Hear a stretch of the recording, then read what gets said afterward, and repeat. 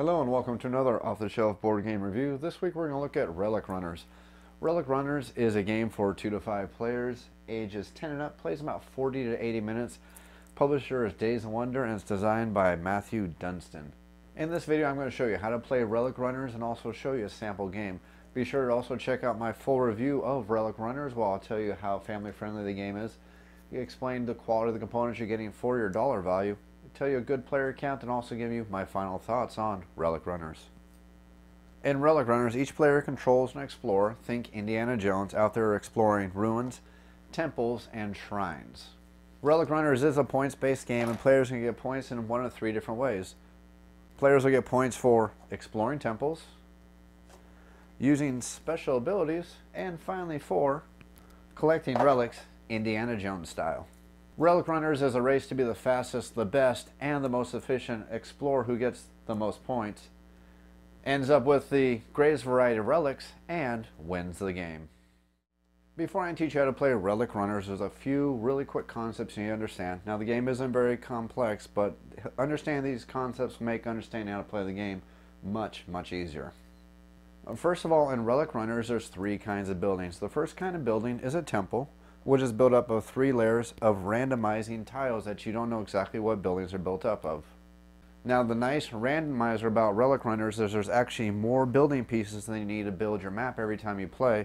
As a matter of fact, there's 4 extra purple, 2 extra white, or as the game calls it, ivory, and 2 extra blue. So that's going to randomize the game so you're not going to know exactly which temples you've built every time you play the game, making it just a little bit more random. After your temples, you have your ruins. Now your ruins are built out of the same 3 discs each time you play. There's no difference between them. There's going to be 8 of these buildings placed across the board every time you set up the game. Every time you play the game, there's going to be 4 purple temples on the board, 4 ivory temples on the board, and 4 blue temples on the board on their designated spaces. This symbol right here is going to signify that the kind of build you're going to place here is going to be a temple. And this circle is going to be where you're going to place these ruins. And again, every time you play the game, the kind of building is going to be the exact same spot. But again, these temples are going to be randomized every time you build the board. So you're not going to know exactly what kind of temples you built every time you play the game. Again, adding to the variety and the randomness of the game. Now I've explained to you the temples, and I've explained to you the ruins. Now there's a third kind of building. The third kind of building is a shrine. And it's not really a building, but it's what happens to a location once you've fully explored all 3 levels of a temple. Once you've explored the final level of a temple, the last disc is going to be removed and the location is going to be replaced with a relic matching the color of the temple or the ruins that was just removed. So a purple temple is going to produce a purple relic. A blue temple is going to produce a blue relic. A ivory temple is going to reproduce an ivory relic. And finally, these ruins, all 8 of the ruins produce the same thing. They produce the green or the frog relic. Now the important thing to understand here is the first time and the first time only one location has all 3 of its tiles finally fully removed. The very first time that happens, that location becomes a shrine. Once that relic has been removed from that spot, while that spot still exists on the board, it's not a shrine anymore. And you're not going to fill it up with another relic. First time it becomes a shrine, a relic appears. After that, it just becomes an empty spot for the rest of the game. Now what I'm going to do is I'm going to show you how to play a 3, 4, and 5 player game. The 2-player game itself has a slightly different setup. I'm not going to bother showing it to you because it's just going to be a waste of video footage. It basically just minimizes some of the spaces and the pieces put on the board, but basically it makes the game a little bit quicker. I'm going to show you how to play 3, 4, and 5 players. The first thing you're going to do when you're setting up Relic Runners is you're going to build all the individual temples. You're simply going to build a random temple by grabbing a bottom, a centerpiece, and a top piece. And again, they're different shapes so you know how they go. Once you've built 4 of each color, there's going to be 4 purple, 4 blue, 4 ivory. You're going to place them on the board in any random pattern you want. When you're playing the basic game, it tells you to place them a certain way, but when you're playing the full regular rules, you're basically going to randomly place them all across the board, anywhere you like. The trick is you just got to make sure you have 4 ivory, 4 blue temples, and finally 4 purples all across the board.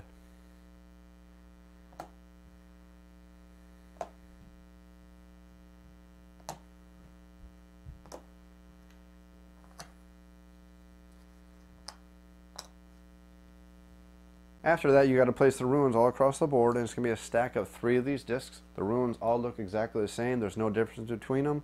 Simply take a stack of 3, put them every single one of these locations that looks like a little circle.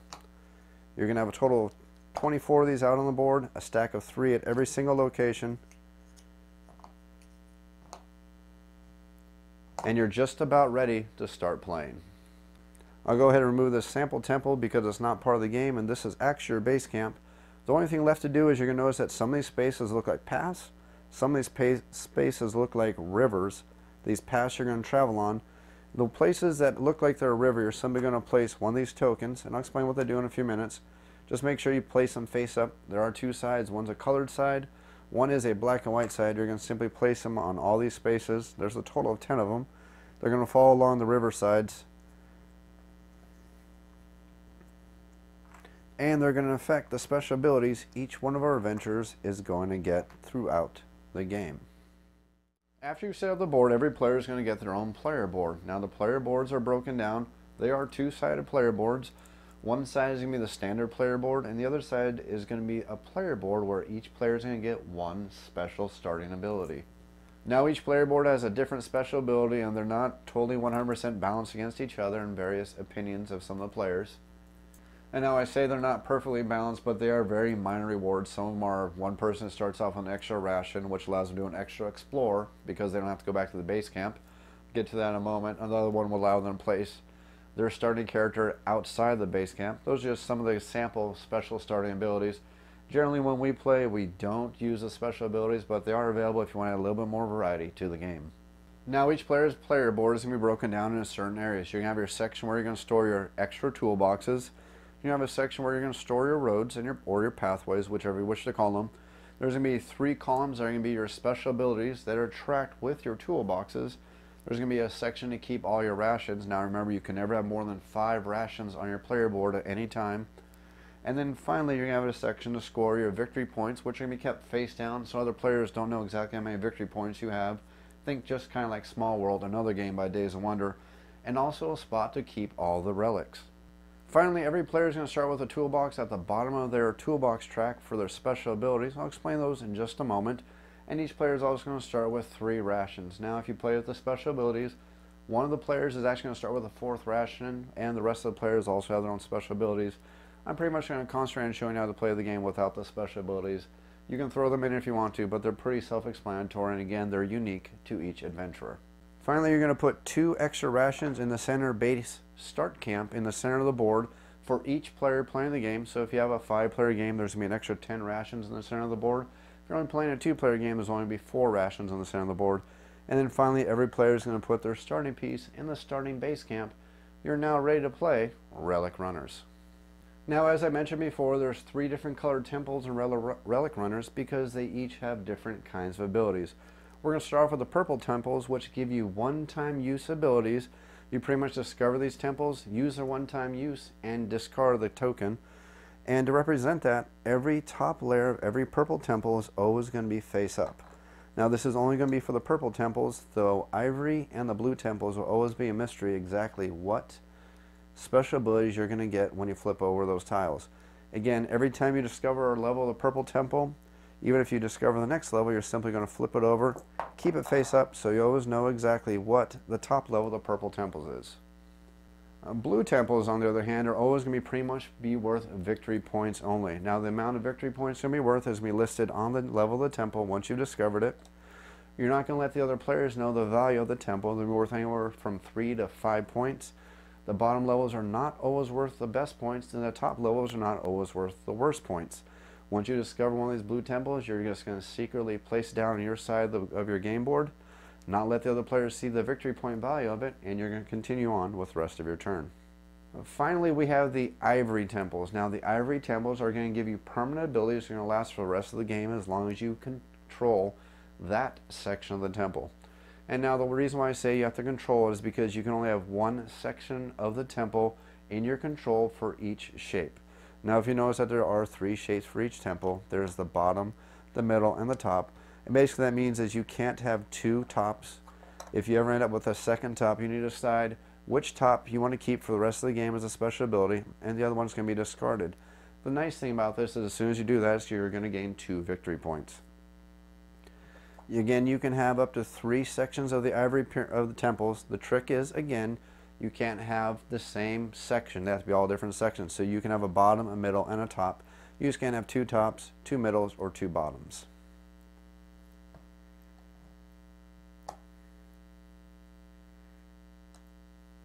Now finally we're going to come to the ruins. Every time you explore ruins, you're simply going to remove the top level of the ruins you just explored, and it's going to give you the special ability to place a road that only you can use. No other player can use these roads that are going to give you extra movement powers.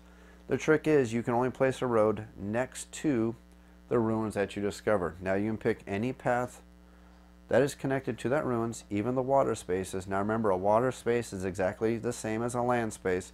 The difference is as one of these toolbox symbols, and I'm going to explain those to you in a moment. Don't want to get ahead of myself. But you can place one of these roads on any road that's connected to the ruins you just explored. And you can even do that multiple times. If you just explore the second level of the ruins, you can place another road. If you discover the third level, you can place a third road. But again, it has to be connected to the location where that ruin was that you just explored. Now it is possible for multiple players to place one of their paths on the same route. It doesn't affect the other player. The trick is only you can use the road or the path of your own color. So red and yellow could use this road, but yellow can't use this one, and yellow can't use this one. But if it happened to be like this would be a path for the yellow player only. Red or yellow could use this road, and only red could use that path. Now each player's turn is going to be broken down into 2 actions. On a player's turn, they're going to get 2 actions, and these 2 actions must be performed in order. You can't reverse the order. The first thing a player can do is they can move 1 space. Now 1 space is going to be connected by the road. So this would be 1 space. This would be an additional 1 space. And again, this would be 1 space because there's 1 road connecting them. Doesn't matter just how long the road is, it's still considered 1 space to 1 space, even though because it's just 1 road, doesn't matter the length. Now as I said, you can only move 1 space, but if you happen to build a road, it's going to give you free movement. And the way that works is you can move along a connected road of paths that you've actually created with your road, or I'm sorry, I should refer to them as your pathways. Your pathway tokens allow you to basically to get free move. And that's on top of your regular normal 1 move that you make on your turn. So on your turn, again, you have to do this in order: move, then your explore action. You can do your 1 move, and then since you have this roadways right here, you can actually use these roadways for a free move if you like. Now moving on the pathways you've recreated is optional. You don't have to go on the complete pathway. You can actually stop on partial way. So again, for example, if you were here, you can use your 1 move action, then partial move on your pathway and stop your turn right here if you wanted to. You can also work in reverse. You can do your free movement along a pathway and then actually spend your actual 1 movement to move to another location where you don't have a roadway. Now the trick to this is you can't break up your free movement with your 1 movement. Now what I mean by that is if, for example, you happen to be right here, you can't do your free movement, do your paid move, and then take a free move again and end up there. It's free movement and then your paid movement, or your paid movement, then your free movement. You cannot break it up at all. And there's one more caveat to the movement. Anytime you enter the base camp, which is at the center of the game board, you have to halt your movement, even if you have additional roadways that would allow you to expand your movement beyond the base camp. So for example, if we happen to have a pathway right here, and we started a move right here, we could go our paid move, and then our free move, and we'd have to stop here. We could not continue to here because as soon as you enter the base camp, your movement for your turn is over, and you cannot move anymore on your turn.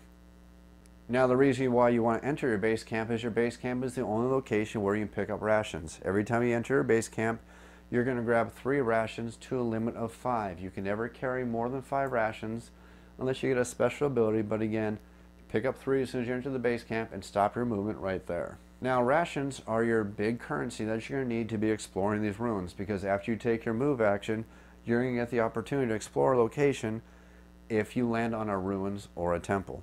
So if you take your movement and land right here and you wanted to explore this temple, now you don't have to explore a temple you land on. Exploring temples is optional, but if you do decide to explore, you're going to discard a ration from your player board back to the base camp, and then you're going to look at the top tile, and depending on what it is, you're going to handle whatever that tile is.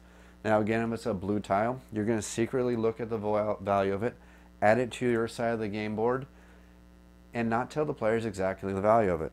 If you happen to move to an ivory tower, spend a ration and explore it, you're going to get a special ability that's going to be placed face up next to your board, and all the other players are going to be able to know exactly what new special ability you're going to have for the rest of the game.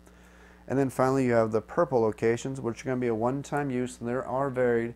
I believe there are 8 different special abilities you can get from these purple temples. Again, they're one-time use. And to explore, you simply discard a ration, take the top level, do whatever this thing tells you to do, and you have to do it. It's not optional. And then you flip over the next level of the purple temple so it's available for everybody else to see. Now in this example, as soon as I explore this, it sends me back to the base camp immediately, so I have no choice, I have to do it. This purple temple will be discarded, and since I've returned back to the base camp, I get to get 3 rations back and add them back to my player board, and that would end my turn. Players are going to continue on their turns, making movements, moving the temples, exploring them, spending the rations, and removing various layers of these temples and of these ruins. Now 1 ration is required per level. I'm just trying to speed things up to explain to you how to play the game. Once you've fully explored the 3rd level of the temple or the ruins, it's going to produce a relic. Now ruins always produce the green frog relic. Blue temples always produce the bird of paradise. The ivory temples always produce the ivory skull.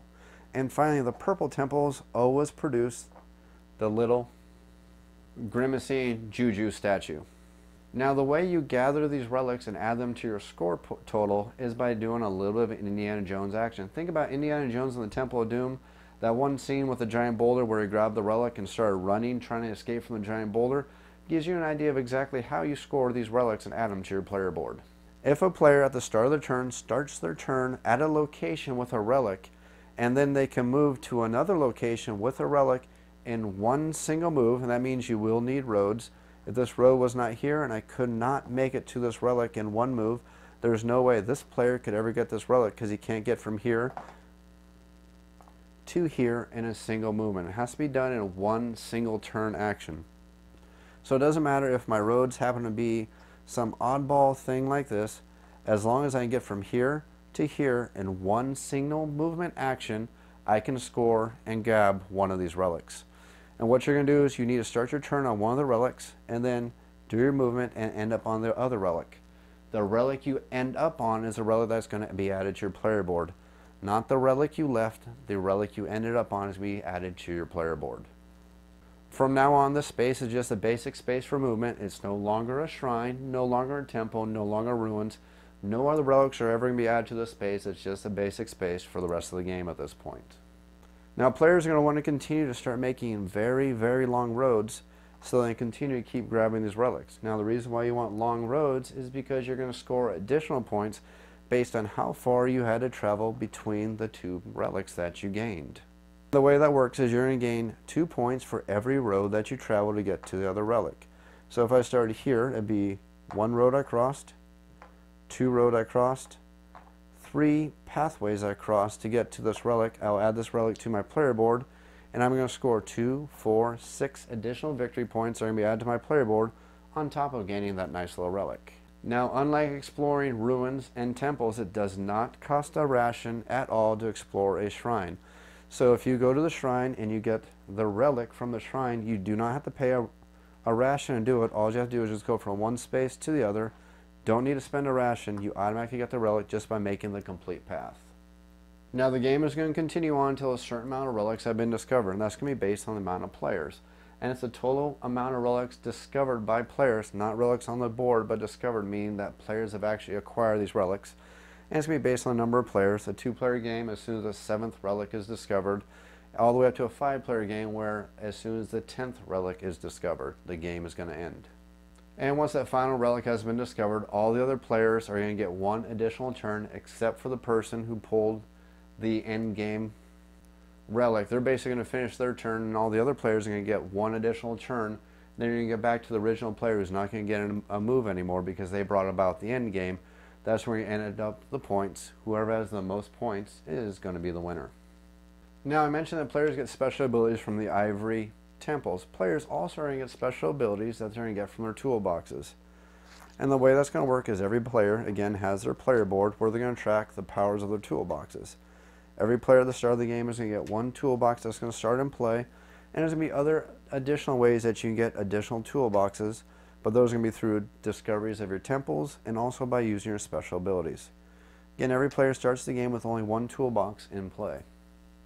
Now the way these special abilities are going to be tracked is every time a player passes one of these locations with a toolbox, you're going to flip it over, and if you continue your move and happen to move past more than one of these, you may end up getting multiple toolboxes, but every time you do, you're going to advance one of your toolboxes up one of these various trees. Now once you decide to start moving up a tree, you can't move your toolbox back down or cross over in any other trees. That's where the other toolboxes come in handy. So in this example, if I had started right here with no powers at all, and I had crossed 3 of these toolbox locations, I'm going to have to move my toolbox 3 spaces up one of these paths. Now I can't do less than 3, I have to do as many spaces as I passed. So that can be part of the strategy. So I'd simply move my toolbox up the path I've chosen, and I now have this special ability I can use at any time during my turn, as long as I don't use that special ability to interrupt another action I'm currently doing. So you can use a toolbox power, then move, or move, do a toolbox power, and then do your explore action, but you just cannot interrupt one of your current actions by using a special ability. Once you've used a special ability from one of your toolboxes, it's going to be returned to the bottom of your board, and it's available to be moved up again as you continue to explore and continue to get more of these toolboxes, which are going to allow you to move up the other pathways. Now normally pathways can't be moved once they're placed on the board unless you use one of your toolbox powers. This one allows you to move 1 road. This one allows you to move 2 roads. And again, you have to use all the abilities of the power. You can't cut it in half, so if you're right here, you have to move 2 roads. If you're here, you have to move 1 road. It is a requirement. Now there are 10 locations for these toolboxes on the board, and some temples will allow you to flip over some of the toolboxes. But other than that, they're pretty much going to stay flipped over until you manage to get all 10 of them flipped over, or a temple special power makes it happen a different way. Once the 10th toolbox has been flipped over, at that point, the player who caused the 10th toolbox to flip over is going to get 1 advancement on their special powers on top of any advancements they may have gotten from passing toolboxes on the way. And then all the toolboxes are going to be flipped back over, and they're going to be available to be used by other players all over again. If a toolbox has this gray side up, it has no effect. If the colored side is up, as soon as you pass, you're going to get 1 movement of your toolbox, and then it's going to be flipped over, unable to be used by any other player until it's flipped back over again. Now again, there's multiple ways to score points in Relic Runners. The easiest way to score points is by using your special abilities. If you get a toolbox all the way up to one of these top rows, you can burn it to gain victory points. You can gain victory points by exploring temples that have a victory point token on them. You can also get victory points by traveling these paths. When you pick up relics, that's going to give you 2 points for every road you cross while you're grabbing those relics. Additionally, at the end of the game, you're going to get 5 victory points for every unique relic you have on your player board at the end of the game. The emphasis here is on unique. If you happen to have a frog, a skull, and another frog, you're only going to get 10 victory points. You get 5 victory points for every unique relic you have. The additional non-unique relic is not worth anything unless you happen to get the ivory tower that allows you to count all relics at the end of the game. And it is actually a special power on one of the relics. One of the ivory towers. Relic Runners is a racing game where each player is trying to race to gather all the relics, grab the most points, and come out ahead in this game of exploration. I think I've explained to you how to play Relic Runners. I'm going to clean everything up and set everything up for a 3-player game.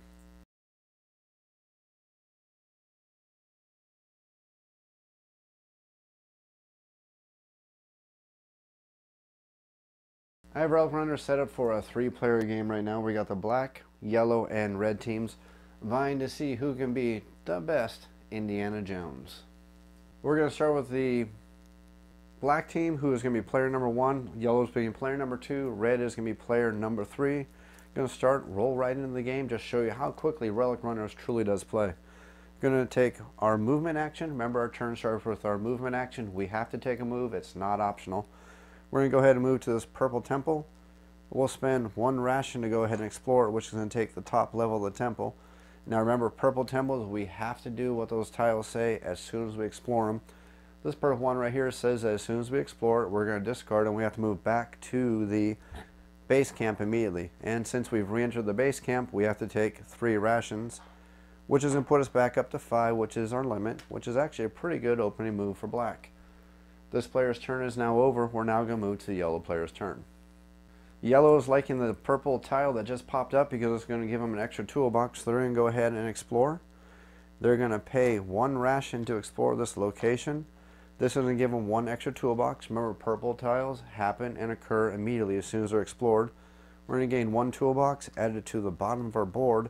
That is our movement, that's our explore action, and that is the end of the yellow player's turn.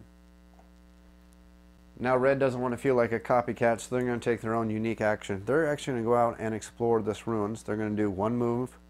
They're going to explore this ruins, which is going to cost them a ration. The ruin tile is going to be discarded, and now they get to place a road anywhere they want on the board. They're going to place their road right here. That's going to end the red player's action and the red player's turn. Now back to black's turn. Black is going to go ahead and move to a ruins. Their movement action. They're going to do an explore action. They're going to explore the ruins, which is going to cost them a ration. Now remember, they were back up to 5, so now they still have 4 rations left. They explored a ruins, so they get to actually place a road anywhere they want as long as it's attached to this ruins. They're going to go ahead and place it right here, connecting this ruins and this blue temple by a pathway. Yellow is also liking the strategy of getting some pathways on the roadway, so they're going to move down this river space to this ruins. Now they pass the toolbox, so they have to flip over the toolbox token. And now, since we have 2 toolboxes, we get to decide which pathway we're going to move up to gain some special powers. Now this early in the game, the middle pathway is one that allows us to move roadways around. Not going to be worth too many victory points early in the game and not too much use. The far left pathway is going to be a good way to get food and free explorers, and the far right pathway is kind of like a little bit of a variety that's going to help modify and make things a little bit easier on them. We're definitely liking the idea of making our explorations a little bit easier this early in the game, so we're definitely going to take the first column and we're going to move up into the first special ability. We still have 2 rations left. We still have our explore action. We're going to go ahead and take that. We are going to go ahead and explore this location, which does cost that ration. And now we get to place a road, or I'm sorry, a pathway anywhere as long as we connect it to this ruins. We'll place this pathway right here, and that's going to end the yellow player's turn. It's now the red player's turn. They're going to take a free move, and they're going to end their movement phase. Now remember, in Relic Runners, it's move, then explore. You cannot break that up in any pattern. So even though I used a free movement, I can't explore then actually take my paid movement at this point. I have decided to finish my movement, so I'm going to end my movement and move on to the explore phase. I also happen to pass a toolbox, so I will flip that toolbox over, and now I get to move my toolbox up any one of these pathways. And I too am also going to take the far left pathway because early in the game, that's a good pathway to stick with. We're going to go ahead and spend our 1 ration. We're going to explore the top level of the purple temple, which says you're going to gain 2 rations, so we will immediately add 2 rations to our player board, which will put us back up at 3. And remember, all purple temples always have their top layer visible at all times. We now move back to black, who is going to start with their movement action. They're going to use their free movement from their pathway, and then their paid movement to move over to this ruins. Now they did pass a toolbox, so it'll have to be flipped over, and they get to move up the toolbox path.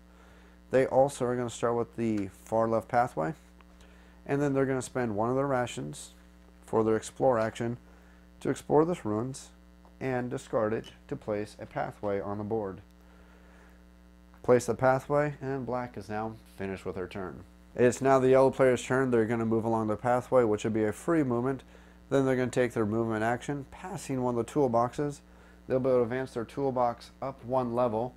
And now that their movement is over and they're not interrupting 1 action by spending 1 of their special powers, they're going to go ahead and spend that toolbox right there for the special ability that's going to give them 2 extra rations, which will be added to the board immediately. And now we'll go ahead and move to our explore action. We'll go ahead and explore the top level of the ivory tower, which will cost us 1 ration, and we're going to get a special power that we add to our power pool for the rest of the game. Now, thanks to this tile, for the rest of the game, the yellow player has a special ability that says every time they leave the base camp, they're going to flip a toolbox token over somewhere on the board. Now that means they can flip from the colored side to the gray side, or from the gray side to the colored side. It's up to the yellow player. It's now the red player's turn. They're going to go ahead and take their movement action to head to the ruins. And then they're going to go ahead and explore that ruins, which is going to cost them 1 ration. Then they're going to be able to add 1 pathway to the board. They'll go ahead and add the pathway right there. And that's going to end the red player's turn. Now the black player is noticing that pretty much all the players are leaving each other alone, which is pretty common in the early stages of the game. Later on in the game is when players are going to start trying to interact with each other and start blocking each other from getting the temples to get those relics, which are going to be worth those extra points at the end of the game. Black is going to go ahead and take a pathway movement, which again is free to move along a pathway. Then they're going to spend their 1 move action, head to the purple temple, and they're definitely going to go ahead and explore this purple temple. Now this top level, the purple temple, says they get to take the special ability from any adjoining ruin or temple along the adjoining path. So I can take this one, this one, this one, or this one. It's going to cost 1 ration to be able to do that. Now I need to decide which one I'm going to do. I've actually already decided what I want to do. I'm actually going to use this ruins. So this ruins is going to be technically explored because I'm using its top level. And then I'm going to be able to place a pathway on the board. I'm going to go ahead and set that pathway right here. Now what the black player is trying to do with their strategy right now is they're trying to connect as many of these temples up here so they get those long road bonuses when they start doing relic explorations, and also when they start using their special ability, especially the middle column one, which is going to give you 2 victory points for your longest pathway bonus that you have currently on the board. We'll now move on to the yellow player's turn. They're going to go ahead and make 1 movement. They're going to go ahead and explore this ruins right here, which is going to allow them to put a pathway on the board. They're going to go ahead and place one of those pathways on the board, and they're trying to get an extra long pathway themselves, trying to see if they can connect as much as they can for 1 long pathway movement to score those extra victory points at the end. Now red has a couple options they can do. They make their movement pretty darn obvious, because it's pretty darn obvious that red is going to try to concentrate on these temples. At least for now, that's their basic strategy. But the problem is they're starting to run low on rations, and they don't want to head back to base camp before they have to. So instead what we're going to do is we're actually going to head to this blue temple. Now we really don't need it, and we don't want it yet, but that's going to allow us to pass a toolbox, which we're going to flip over, move up 2 spaces, and we're going to spend that ability immediately to gain 2 rations to add to our ration board. We now have 4 rations. We're going to go ahead and spend one of those rations to explore, because remember, blue tempo is going to be worth victory points in the game. This one happens to be worth 3 victory points, so we're going to go and add that upside down to our player board. Again, remember, the other players don't get to see it. It's for us to know only how many special victory points we're going to have at the end of the game. Blacks are going to continue to working on this really long pathway, so they're going to take their 1 move. They're explore, spend the 1 ration. They're going to go ahead and get rid of 1 level of this ruins. And they're going to go ahead and add 1 more pathway to the board, connecting. As you see, they now have these ruins connected. This ruin is connected all the way over here, and they're just about to have these 2 blue temples connected, which will give them a lot of victory points if they pull it off. Now we're getting to the part of the game where the players are going to start watching the other players and trying to see which temples they're trying to set up for, and trying to concentrate on getting those, and trying to make sure that they don't give away your positioning on what exactly you're going for this early in the game. The game's going to start changing just a little bit at this point. I should say at least the strategy at this point is going to start changing, especially with the level of these temples starting to go down. Going to move on to the yellow player. They're kind of working on their strategy right now. They're going to go ahead. They have 1 ration left. They're going to go ahead and take a pathway movement and a pathway movement, and they're going to go ahead and spend their last ration and do an explore action. Going to get rid of a level of this, and they get to add a pathway, and now they have these 2 ivory temples are connected in 1 movement round. Yellow's problem, though, is that they're out of rations. Now they need to spend their earliest opportunity to head back to base camp and try to get some more rations. Going to move on to the red player. They are going to try to work on trying to get something going. They don't really have a strategy going yet, but they need to get something going. Red's going to try to do their best to hinder the black player, who they see is starting to get a really long pathway, and they definitely don't want to give them any advantages if they avoid it. So they're going to move to this temple right here. They're going to spend the ration to go ahead and explore it. And this one is going to allow them to flip over 2 toolboxes anywhere on the game board at this point. So what we're going to do is we're going to flip over a toolbox that we know is going to help us very quickly. And we're going to flip over a toolbox that is going to probably not help black, at least prevent them from going that route to get a free toolbox movement. We got to remember to flip over the top purple level And I actually forgot to do that over here earlier, but we'll go ahead and do that now. It didn't affect our strategy at any point at this point. Red player's turn is over. We're now going to move to black. Now black was hoping to get that free toolbox. Since that was taken away from them by the red player, they're going to go ahead and use this opportunity to head back to base camp. Pathway movement, and free movement. Of course, we could have went that way too, but I just want to show you how we can take multiple pathways. We've moved back to base camp. Remember, as soon as you enter base camp, your movement is over. You grab 3 rations, and your player turn is now over. Yellow is also in the same predicament. They need to head back to base camp, so they'll simply take their movement, head back, grab the 3 rations, and that's going to be a pretty quick turn for the yellow player. Let's go ahead and move on to the red player, who needs to get a little bit of something going really quickly. They are going to go ahead and they're going to take their movement really quick and see if they can set up a really long pathway to start scoring some of those relic trails. Red is going to go ahead and take this opportunity to connect 2 purple temples, so they're going to move from here to here as their movement. They will go ahead and do 1 explore action, which costs them a ration. They're going to explore this ruins. That's going to allow them to place a pathway on the board. And now you'll see that this purple temple and this purple temple are now connected in 1 solid move if the relic ever appears there. That's going to open up some for red, and that's going to end the red player's turn. We're now back to the black turn. We're going to go ahead and make our 1 movement and our free pathway movements. We are going to go ahead and spend a ration. We're going to go ahead and explore this current ruin space, which is going to allow us to get an additional pathway on the board. And now the black player has a very long set of pathways connecting a lot of temples of different varieties. That's going to allow them potentially to start scoring a lot of points once these relics start appearing. Yellow's going to go ahead and take their move. They take their 1 movement plus their free pathway movements. They're going to go ahead and again explore, go ahead and explore these ruins. Again, they're going to be able to add a pathway to the board. And now they want to start playing strategically how they want to play these pathways. I could place this pathway right here, which guarantees these 2 blue temples are connected for when the relic appears. I could also place it right here, which guarantees these 2 ruins are connected for when the relic appears. I can also place it right here and connect these 2 ivory temples in case for some reason we're unable to grab that ivory temple. And I think that's actually what we're going to do. That way we have these 3 ivory temples connected at least in some way, so we basically have locked them down for the yellow player at this time. Again, that's one of the fun things about Relic Runners. It's definitely one of those games of long-term planning versus trying to go for those short-term goals. The red player is going to go ahead and take their turn. They're going to do their 1 movement along the pathway. Now remember, you don't have to move along the entire pathway, but if you move along a pathway, it doesn't cost you a movement. We're going to go ahead and stop on that purple temple. We're going to go ahead and spend 1 ration to explore it. Now remember, this symbol means we can use the ability or use the top layer of any temple next to the temple we just explored. So we can use this temple, we can use this temple, or we can use this temple. First of all, before we do that, let's go ahead and take care of our toolbox. Since we did pass the toolbox, we're going to go ahead and take the road action, because I think we're going to want to be able to move one of our roads here pretty darn quickly. We'll go ahead and use this temple ability really quick. And then we're going to go ahead and explore this ruins right here, which is going to cost us nothing because we used the ration from this one. That's going to give us 1 roadway because we used the ruins, which we can place anywhere on the board. We're going to go ahead and place it right here for now because we do have the ability to start moving our roads anytime we want, which is a good starting point for the red player now. It's now black's turn. They're going to move along 2 pathways to this ruins right here. They're going to explore it, which is going to cost them 1 ration. And now that we have revealed the final level of this ruins, we're actually going to be able to put the relic out here. But before we forget, we're going to go ahead and place our pathway just in case so we don't forget to do it.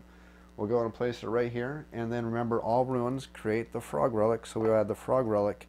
And now this location, until this relic has been gathered by a player, is now called a shrine location. It's now back to the yellow player's turn. They're going to go ahead and take their move. They're going to move 1 space. Spend 1 ration. They're going to go ahead and explore this ivory tower. Now remember, ivory towers give each player a special ability, and you can only have 1 ivory tower of each individual level. This level of the ivory tower is actually going to be a one-time use ability, which is going to allow them, whenever they place in a pathway, it's going to allow them to place 2 pathways instead of just 1 pathway. Which will actually come in very, very handy when we actually get down to this location. If we explore this ruins, we'll actually be able to put out 2 pathways. Good ivory tower to find this level, or this part of the game. Now, red strategy has kind of been messed up by the black player, and the black kind of knows this. That's why they did exactly what they did. Red was originally going to explore one of these ruins to reveal it and get one of the relics out. The unfortunate thing is if they reveal either one of these relic locations, black is going to be within one movement and they'll be able to cinch whichever relic I reveal. So red needs to change up their strategy or they're going to be giving points away to the black player who will happily take those points and run to the finish line. Red is out of rations, so they actually need to head back to the base camp, but they definitely need to modify their strategy, at least what they're going to do from now on, so they don't start giving away points to black, who is definitely poised to start picking up those relics if red is definitely not smart with their play. We're going to go ahead and do our pathway movement for free, and then our actual movement, we're going to end our turn in the base camp and grab 3 rations. That's going to end the red player's turn. We're going to move back to black. Black is going to go ahead and set themselves up and then hopefully try to get a couple of extra victory points by taking a really long pathway.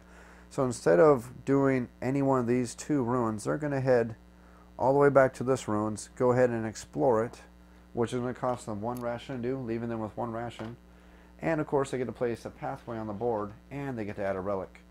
Go ahead and add the relic really quick, and now we get to place this pathway wherever we like, and this is where we have to start using some strategy to start planning our future moves. We're going to go ahead and place our pathway right here, which is going to connect this ruins with this shrine right now. That's going to end the black player's turn. We move on to yellow, who's going to go ahead and take some actions. Now yellow's also had their strategy messed up by black, who is poised to make sure they get this location if yellow is dumb enough to explore here and put the relic there. Black will easily oblige them and take that relic. So yellow needs to change their strategy and go for a different location. So they're going to do 1 move, pathway movement, go ahead and spend a ration, and we're going to go ahead and reveal this shrine, and we're going to get to place a pathway on the board. We're going to go ahead and place the pathway here. That's going to connect us to the base camp, so at least we can return to the base camp pretty quickly if we need to. And that's going to end the yellow player's turn. We're going to move back to the red player. The red player is going to take their turn. They're going to move 1 space. They are going to explore, which is going to give them 2 things. 1, it's going to put the first purple Juju statue out on the board. And additionally, it's going to allow them to move one of their toolboxes up, which we're going to only have 1 toolbox, so we have to move it up to the 2-road special ability, which we're going to save in the hopes of getting some victory points here very quickly. And of course, we can't forget we have to actually spend the ration to do the explore action. That's going to leave us with 2 rations. We're now going to move back to black. Black is in no hurry to start picking up these relics because right now they're not worth a lot of points because he hasn't traveled a long distance, which is the objective here. The further you travel when you pick up a relic, the more victory points you're going to get on top of getting that relic. So black wants to concentrate on doing that. So we're going to go ahead and do a pathway movement, another pathway movement, and then 1 final actual movement where we're going to move to this space, spend a ration to go ahead and explore this location, exploring this ruins, which is going to allow us to put out a road, which we'll go ahead and put right here. And not only that, we got to add a frog to the board. And now we have 3 shrines that the black can easily access, and matter of fact, they're going to be able to get a lot of points on their next turn. Now yellow, unfortunately, they can't go from this location all the way to this location because unfortunately they'll have to go through the base camp to do it. And since we're out of rations anyways, we might as well go to the base camp, end our movement, grab 3 rations, and go ahead and end our turn. Again, we can't travel through the base camp to go to this other location because any location or any movement that takes us to the base camp immediately ends our movement right there. Now red's going to go ahead and take their action, and they're going to go ahead and move 2 spaces. They are going to go ahead and explore that location, which is going to give them 3 victory points at the end of the game. And that's going to put another purple Juju statue on the board that they can at least try to gain on the next turn. We now move back to black's turn, who's going to go ahead and take this opportunity to go ahead and grab the very first relic that any player is going to get for the game. They're going to move 1 space for 2 victory points, a 2nd space for 2 more for a total of 4, 6 victory points, 8 victory points. They're going to gain this relic, which is going to be added to their player board, and they're also going to gain 8 victory points, which are going to be placed on their player board upside down so the players don't exactly see it. Well, you show it to them to show that you are grabbing 8, but after that you're going to flip them down, kind of like Small World, where players don't know exactly your current running total of victory points. Now this location is not refilled with a relic. It's basically a blank space for the rest of the game, but it is a space that players can stop on it, and again, they actually have to if their movement takes them to that space. And they don't have any free movement left after that, I should say. Now remember, the game's going to go on since we're playing a 3-player game until 8 relics have been discovered and captured by players. We've managed to capture 1 relic, so 7 more relics, and the game's going to come to an end. It's now the yellow player's turn, who happens to have 3 rations on the board, no relics, and they're trying to set something up so they can at least start getting some victory points. They're going to go ahead and take 1 movement and their pathway movement. They will explore that location, which is going to cost them a ration. They'll be able to put a road down if they like, and they're going to go ahead and do that. They're going to have a decent sized path right now, and they're going to go ahead and add a frog, creating a shrine and ending the yellow player's turn. It's now the red player's turn. They're going to go ahead and capture a relic, so they're going to move 1 space for 2 victory points, 1 more space for 2 additional victory points. They're going to gain this relic, which will be added to the board. They'll also gain 4 victory points. They'll show it to other players, then place it face down on their board. Now remember, those 4 are going to be added on to the blue tile they have, plus the purple victory tile they got earlier for their total victory points at the end of the game. Now, although black is out of rations, and of course having 2 frog statues isn't going to be worth much to them, they are going to be able to get some victory points for having a long pathway travel. So they're going to go ahead and set themselves up. They're going to move right here, and they're going to end their turn, and we're going to now move on to the yellow player. Yellow, not liking the fact that he's starting to fall behind on the relics, both other players have relics already, is going to go ahead and do a little bit of a relic expedition. He's going to move 1 space for 2 points, 1 more space for 2 more points, grabbing this relic and scoring 4 victory points, which will be added to his player board upside down, and that's going to end yellow player's turn. It's now the red player's turn. They're going to take a pathway movement, another pathway movement, and a final pathway movement. They're going to go ahead and take an explore action on this ruins. It's going to be discarded from the board. It's going to allow them to add a pathway to the board, and they're going to go ahead and place it here, and they're going to try to gain some points on their next turn.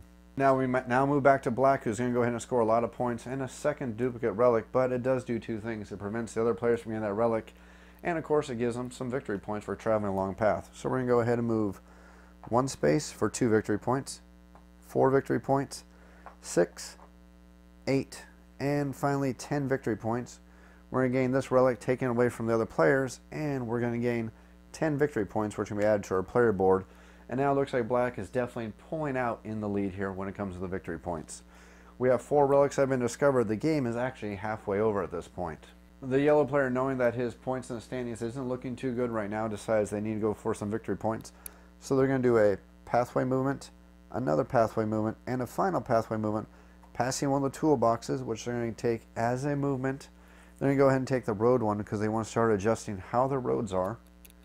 They're then going to take a explore action to explore the top level of this temple, and again, this will be revealed only to the yellow players, so they know how many points it is. The yellow players don't get to see it. Be placed face down on the yellow player's board. That ends their turn. But before the end of the turn, they're going to go ahead and use their toolbox power to move 1 road. They will pick up this road, move it all the way over here. They have now managed to connect these 2 ivory towers, and if they can score a relic off them, that's going to be worth 10 additional victory points. Now the red player is out of rations, so they have 2 options. 1, they can return to base camp, or 2, they can go for some additional victory points here really quickly. They're going to go for those victory points. They're going to take their free pathway movement, then they're going to take their actual movement ending up right here. They pass the toolbox, so they get to flip it over. They're going to advance up to level 3 on the middle pathway, and then we're going to go ahead and cash this in. It's going to give us 2 victory points for each pathway in our longest pathway. So we'll cash that in right now. We're going to gain 2, 4, 6, 8 victory points right now. We'll go ahead and add that to our player board. Not quite as good as what we could be doing, but 8 points is better than nothing at this point of the game, and we definitely need to get back to the base camp and get some rations anyways. That's going to end the red player's turn.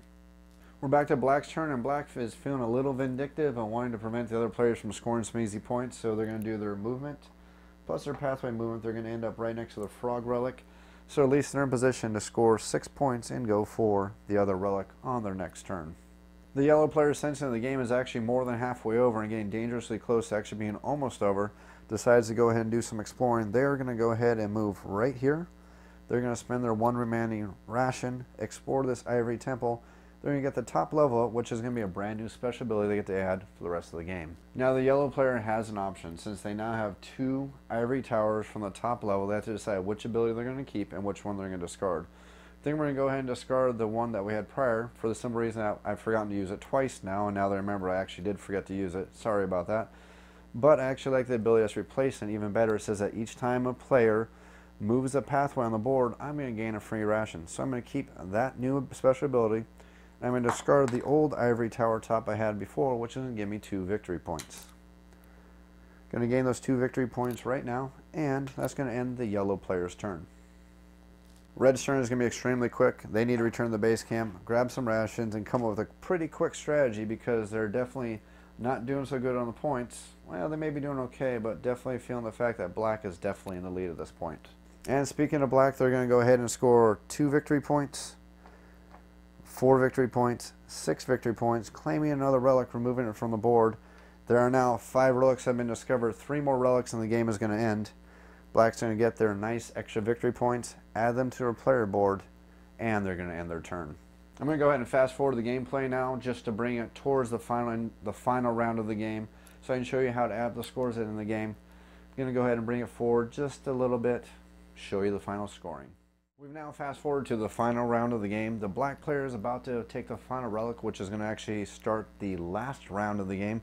Going to start at the top of the black player's turn. They're going to go ahead and move. They're going to move 2 spaces. They're going to bring them from 1 purple relic to another purple relic, which will allow them to claim their 5th relic, the 8th relic for the game. And remember, in a 3-player game, 8 relics ends it. They will score 4 victory points for managing across 2 paths on their relic expedition. And now the black player can't take any more turns, but they do have 1 special ability left. They have the 3rd level Toolbox, which is allowing them to score 4 victory points for every single relic they currently have on their board. We currently have 5 relics on the board, so we're going to go ahead and score 20 victory points really quick. And that's going to end the black player's turn, and now yellow and red each have 1 turn left to try to make something happen to score victory points. Yellow's going to go ahead and make 1 relic expedition, going 2 points, 4 points, 6 points to gain 1 crystal skull and manage to grab 6 victory points. That's going to end it for that player. And then finally the red player has to find a way to do something to try to grab any victory points they can at this point. Unfortunately, it doesn't look like there's much left they can do except for just try to grab a blue tile at least to see if they can get a couple of those, eke out just a couple extra victory points, because this is their last move. They're going to go ahead and move onto this shrine, or this temple right here, spend 1 ration, go ahead and explore it for their final tile, and that's going to end the game right there. Now at this point we're going to go ahead and tally up all the points for all the players and see just who is the winner. We're going to start with black, who's going to start scoring the victory points first. They're going to score 5 victory points for each unique relic they have. Since these relics are duplicates, they won't be worth any victory points for this player. They're going to score 10 points right there, plus an additional 12. And they're going to score victory points for all their coins they happen to have on their player board.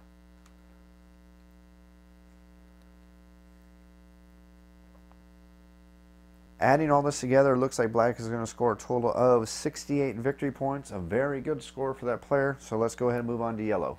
Now yellow actually managed to end up getting a very good ivory tower, which says they're going to score 3 victory points for every yellow ivory tower piece they have. They happen to have 3 ivory towers left, so that's going to be worth 9 victory points right there. They have 2 unique relics, which is worth 10 points for a total of 19. Plus we're going to get a blue tower, which is worth 3 to bring us up to a total of 22. Plus we're going to gain all the victory points we're going to get for our victory point coins right here. Don't think we're going to beat black, but let's see just how we're going to end up here. Looks like the yellow player is going to end up with a total of 42 victory points. Now let's go ahead and add up the total victory points for the red player. The red player's got 2 unique statues or relics for 10 victory points. An additional 3 from a tower or shrine, temple, which is going to be 13, 18, 21, 23, plus however many coins they happen to have. And it looks like red is going to get a total of 43 victory points, barely eking out a victory over yellow with 42 points, but it looks like black is our grand winner with 68 victory points. This has been the end of a very long sample gameplay for Relic Runners. Relic Runners can get a little bit long to play. Again, it runs closer to about an hour and 20 minutes for a total game. I hope you enjoyed this tutorial and the sample gameplay for Relic Runners. Be sure, if you like this video, to click the like button. If you have any questions or comments, leave that in the bottom of the YouTube comments field. If you have any questions or suggestions or review requests, also be sure to leave those. This has been another Off the Shelf Board Game Reviews tutorial video. Thanks for watching.